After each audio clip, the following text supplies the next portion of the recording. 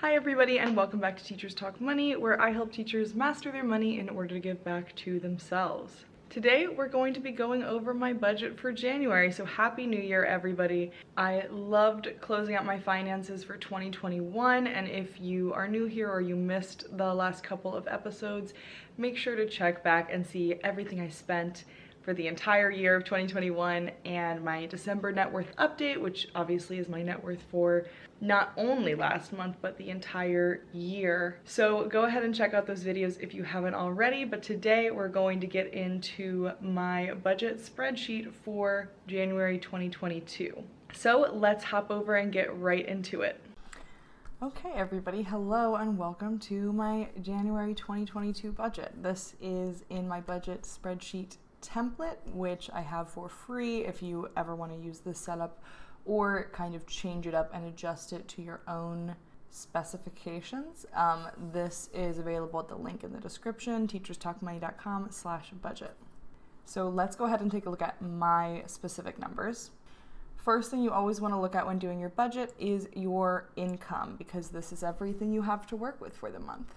Now for me for this month, I'm budgeting my normal size paychecks, which is $1,326, and that's after all of my deductions for taxes and everything that goes towards my 457, which is my employee-sponsored retirement plan, or rather my employer-sponsored retirement plan.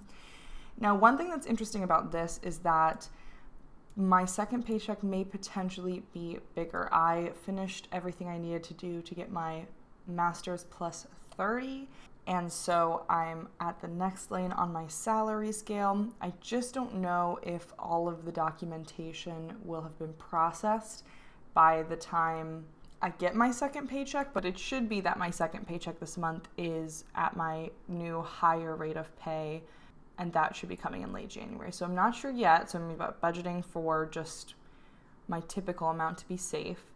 But hopefully this will see an increase this month as well. So then let's take a look at my fixed costs. This is the next portion of my budget that I like to budget for right away. And I only really have 4 things in this category: my rent, car and renter's insurance, phone, and subscriptions. Rent is $920 and car and renter's insurance is $85 every month. My phone bill's $45 every month, and my subscriptions, which are really just Patreons, come out to $6 a month. Because my subscriptions and my car and renters come out automatically, I don't have a checkbox for them, whereas my rent and phone bill I actually have to go in and actively pay, so I make sure to have these check boxes here just in case I forget. And I'm pretty sure everything here is the same as it has been for the past few months, so no news. Then we have my variable costs. This month a little bit lower than typical. I've been doing like $210 to $220 for groceries and dining these past couple months. And this month, it's just a little bit tighter than usual as I sort of wait to see that increase in my income. So that's only $200 each, and then I have $90 set aside for gas. I don't think I will use all of that. I've been filling my tank up pretty much just about once a month, and that costs no more than $50 at the most. So I don't think I'll have to use all of this, but I just put it there to be safe in case I am into a month where I'm going to need to fill it up twice. For utilities, I've been budgeting $115, and that has been fairly sufficient. There was only one month, I think, where I went over that.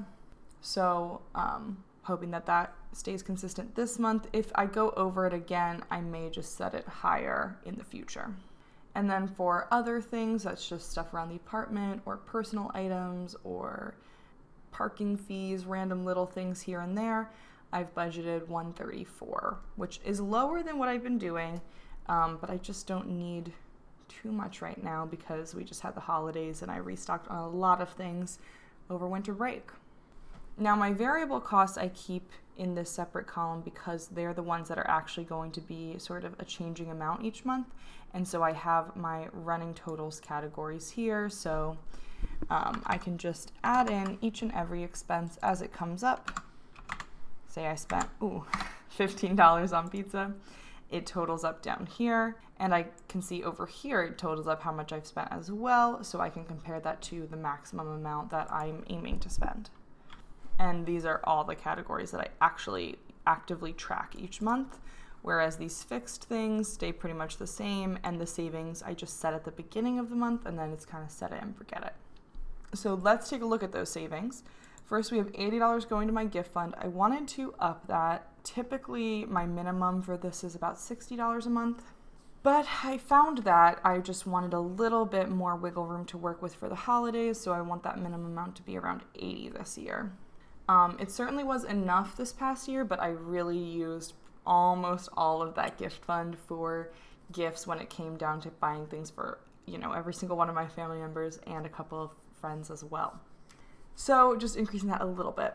Travel is $100. That is pretty much the minimum amount I want to be putting into that every month this year. Teachers Talk Money, $70 is the amount I need to be putting in to cover all of my costs, plus a little bit extra to maybe save for in case something big comes up. I have to save to live over the summer unless I want to work, so I save $360 in order to replace my paychecks over the summer. Grad school, I save $177 because that's the cost of a 3-credit course at the least expensive institution I was able to find that my district accepts.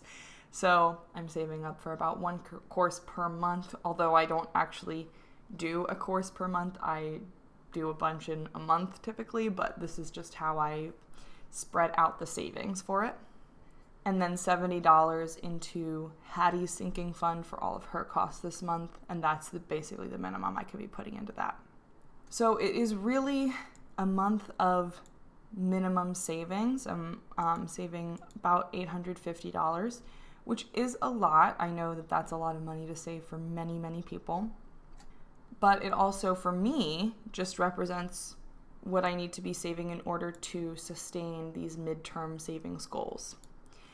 Now, I should also be putting money into my car fund, but as you can see, I just don't have that much wiggle room with the rest of my budget. So for now, that's staying stable, and as my income increases or I get lump sums of money now that we're in the next year, I will shortly be getting tax refunds. I will be getting my stipends for coaching and doing the newspaper.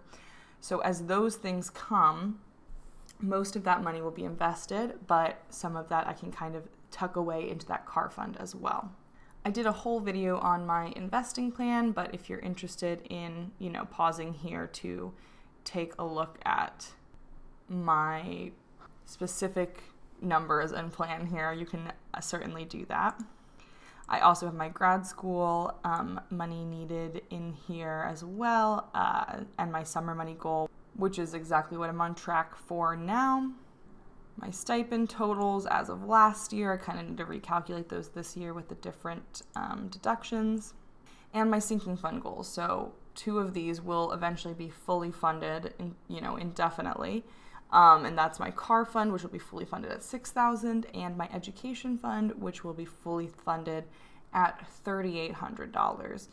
That being said, that's counting, what it's going to take me to get to my plus 60, as well as what it's going to take me to pay for my national board certification. However, a lot of people in my district get scholarships for the national board stuff, so it may end up being less than that, but for now that's my goal. And, should I fully fund it and not need to use all of that money, I can then put that towards a different savings goal, probably just dump it into my car fund if we're being honest and realistic here. So that is everything for January 2022. It definitely feels a little bit tight. It feels a little bit bare bones, but I'm hoping that as my income increases, hopefully this month, I'll be able to, at least in February, feel like I have a little bit more wiggle room to work with. And then the other good news is that in February, I'm getting a little bit of a raise as well because my district is giving us a 1.5% cost of living adjustment. So in addition to, switching that lane on the salary scale where I'll be getting a higher rate of pay, everybody in my district is going to get a cost of living adjustment in February. So again, I'm hoping that those increases will give me a little bit more wiggle room. Also in March, this is like so much information, but in March, they're actually giving us back our step. They paused our steps 2 years ago and have been slowly trying to get us back to where we're supposed to be. So I will be on step 4, even though I'm already in my 4th year teaching. I'll actually get paid for that starting in March. So it's really these very staggered things, right? I've got my plus 30, which is my doing. And then for the next 2 months, our district is giving us a little bit more money, that cost of living adjustment, and putting us on the step that we should be on already, which I'm glad we're getting it. And, I don't want to be ungrateful, but I do feel like I'm being placated a little bit with here's a little bit of extra money this month, and then a little bit more this month, and then a little bit more this month. Whereas I know that I'm already not being paid for all the work and value that I am doing and adding. So on one hand, I'm excited to see those increases. On the other hand, I know that even those increases are not what myself or many other teachers are actually due. But in terms of, the practically speaking, what it looks like in my budget, I'm just hoping I have a little bit more space to up some of those savings in particular, as well as my discretionary spending a little bit. And if I get those increases and still feel as though my budget is too tight, I might lower how much I'm investing in my 457, maybe from 17 to 16%, and just see if that gives me enough space. But I just feel like now that I'm more established in my career and with a lot of my money goals, I kind of just want a little bit more space and comfort. And this has sort of been thematic in my last couple budget updates. So we'll see if that happens, in the next 3 months. And if not, I'll just have to adjust my plan a little bit. Anyway, that was a little bit of rambling, but I hope you enjoyed this January budget update. And I will see you guys next week. Have an amazing week, everybody. Bye.